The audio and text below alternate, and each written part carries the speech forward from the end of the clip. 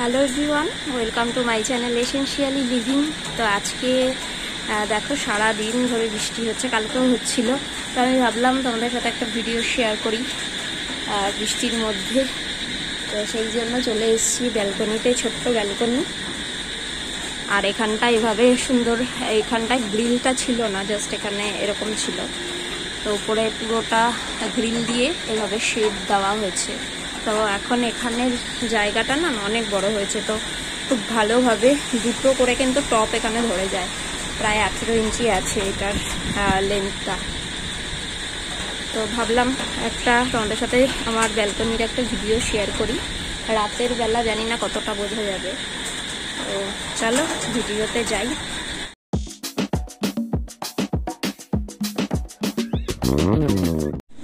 দেখো এখানে আমি কিছু কাটিং এভাবে গ্রো করেছি। তো সবগুলো কাটিংই না বেঁচে গেছে, তো এটা কিন্তু বেশ ভালো লাগে। এখানে রাস্তা থেকে আমি নিয়ে এসেছিলাম কানেরের যে ডালগুলো নিয়ে এসেছিলাম। তো 3টে কালারের নিয়ে এসেছিলাম, সাদা, লাল আর পিঙ্ক কালারের। তো দেখো এইভাবে আমি জলের মধ্যে বসিয়েছি। তো এটা যেটা হয়েছে খুব সুন্দর করে দেখো রুটস বার হয়েছে। দেখো কি সুন্দর রুটস বার হয়েছে। আমি রুটিং হরমোন আর যেটা ফাঙ্গিসাইড আছে তো সেটা দিয়ে জলের মধ্যে রেখেছিলাম, আর এখন ডেইলি জলটা চেঞ্জ করে দিচ্ছি। আর এখান থেকে দেখো কি সুন্দর করে পাতাও বার হচ্ছে। দেখো কত সুন্দর করে পাতা বার হচ্ছে। সবগুলো কাটিং না খুব সুন্দর করে বেঁচে গেছে, এত ভালো লাগছে যে। আর এখন বর্ষাকাল যেহেতু সমস্ত কাটিং বেঁচে গেছে। সেদিন রাস্তায় হাঁটতে গিয়ে আমি ডাল ভেঙে নিয়ে এসেছিলাম। আর এখানে দেখাই, এখানেও দেখো, দেখো পাতা বার হচ্ছে দেখো। আর এখানে দেখো একটা জবা গাছের এরকম ডাল নিয়ে এসেছিলাম, তো সেটাও বসিয়েছি। এটা দেশি যেটা লাল জবা আছে না, সেই জবাটা। এটা দেখো, এটাতেও পাতা বার হয়েছে। দেখো কি সুন্দর কচি কচি পাতা বার হচ্ছে। তো এইটা আর হোয়াইট কালারের দেখো এখান থেকে যেটা রুটসগুলো বার হচ্ছে। তো এই রেড জবাটা না আমি অনেকদিন ধরে ভাবছিলাম বাড়িতে লাগাবো, যেটা দেশি জবা। কিন্তু এখানে আমি সেইভাবে পাচ্ছিলাম না, নার্সারি থেকে কিনে আনতে হবে। হাবড়াতে যেমনি এই গাছগুলো না সবার বাড়িতে এমনিতেই হয়, এগুলো তেমনভাবে কেউ কিনে লাগায় না দেশি জবাগুলো। কারোর বাড়িতে গাছ থাকলে ডাল কাটে টাটে যখন বা ডাল নিয়ে বসানো যায়। তো এখানে আমি খুঁজছিলাম কিন্তু পাচ্ছিলাম না, আর নার্সারি থেকে কিনে আনতে হবে। সেদিন আমি ভাবলাম হাঁটতে বেরিয়েছি, তখন দেখলাম, তো একটা ডাল আমি ভেঙে নিয়ে এসেছি। এটা ভালোই লাগে রাস্তা থেকে ডাল ভেঙে নিয়ে এসে তারপরে কাটিংগুলো গ্রো করা, এটা কিন্তু বেশ ভালো লাগে।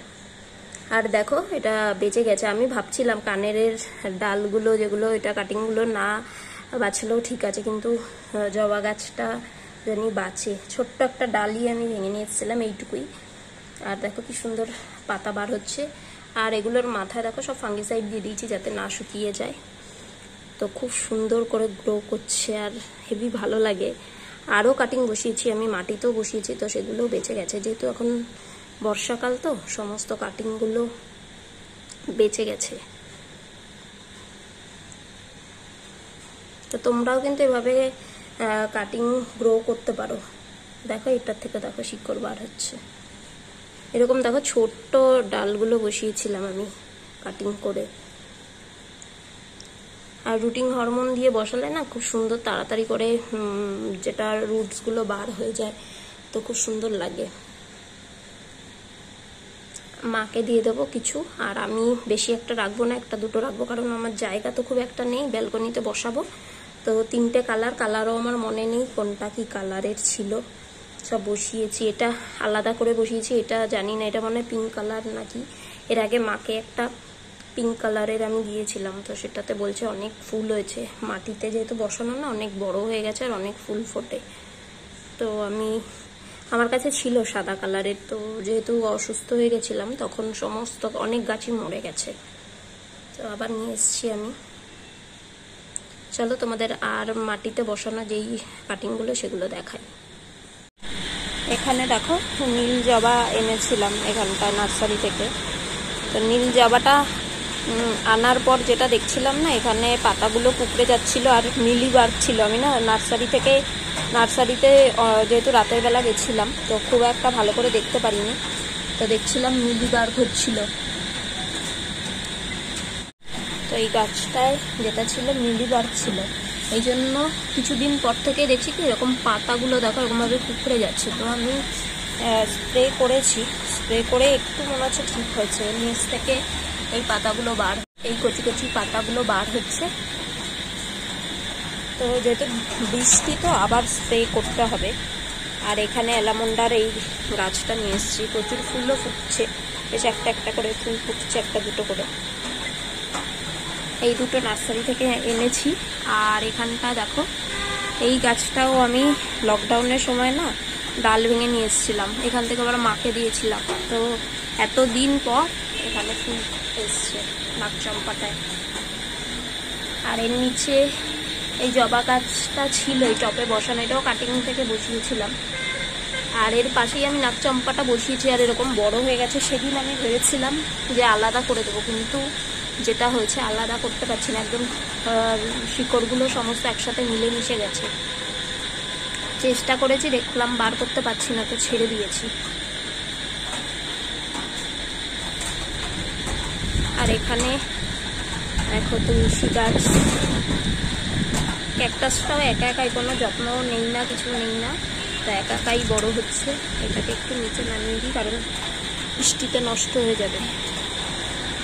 আর এখানে দেখো তুলসী গাছ, এখানে জবা গাছগুলো সমস্ত আমি কেটে দিয়েছি, কেটে বসিয়ে দিয়েছি। এটা পঞ্চ জবা। আর এখানটায় যেটা, এই গাছটাকে তো মুড়ি ফুল আমরা বলি, জানি না এটার নাম কি, তোমরা যদি কেউ জানো আমাকে বলো। এইটারও আমি রাস্তা থেকে না কাটিং নিয়ে এসেছিলাম, কাটিং এনে ডাল ভেঙে নিয়ে এসেছিলাম, কাটিং করে বসিয়েছি। বুগেনভিলিয়া দেখো এখানে কাটিং বসিয়েছি, সবগুলো বেঁচে গেছে। দেখো কি সুন্দর পাতা বার হচ্ছে।